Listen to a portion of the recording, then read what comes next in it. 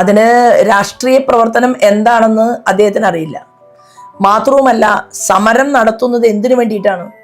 സമരം നടത്തുന്നത് നാടിന് വേണ്ടിയിട്ടാണ്. അപ്പൊ നാടിന് വേണ്ടി സമര പോരാട്ടങ്ങളിൽ രാഷ്ട്രീയ നേതൃത്വം എത്തുന്നത്, അത് മനസ്സിലാക്കാനുള്ള ഒരു രാഷ്ട്രീയ പ്രബുദ്ധത ഇല്ലാതെ പോയി എന്നേ എനിക്ക് അതിനെക്കുറിച്ച് പറയാൻ സാധിക്കും. അദ്ദേഹം തോമസ് ഐസക്കിനെ കുറിച്ചാണ് പറഞ്ഞതെന്നാണ് ഞാൻ. അപ്പൊ തോമസ് ഐസക്കിനെ കുറിച്ച് പറഞ്ഞ ഒരു പോയിന്റിൽ നിന്നാണ് ഈ വാർത്തയുണ്ടായത്. പക്ഷേ ഞാൻ പറയാൻ ആഗ്രഹിക്കുന്നത്, അതിന് യഥാർത്ഥത്തിൽ മറുപടി കൊടുക്കേണ്ടത് തോമസ് ഐസക്കല്ലേ. അപ്പൊ അതിനകത്ത് മറുപടി കൊടുക്കാനുള്ള ഒരു ഇച്ഛാശക്തി മാർക്സിസ്റ്റ് പാർട്ടിക്ക് നഷ്ടപ്പെട്ടു പോയിട്ടുണ്ട്. എന്താ കാരണം എന്നറിയുമോ?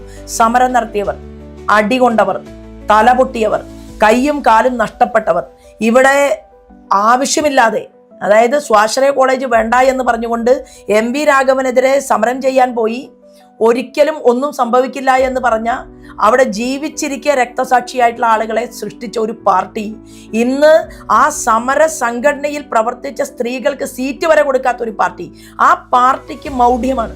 അതുകൊണ്ട് ആ പാർട്ടി മറുപടി പറയാനുള്ള തൻ്റെ ഇടം കാണിച്ചില്ല.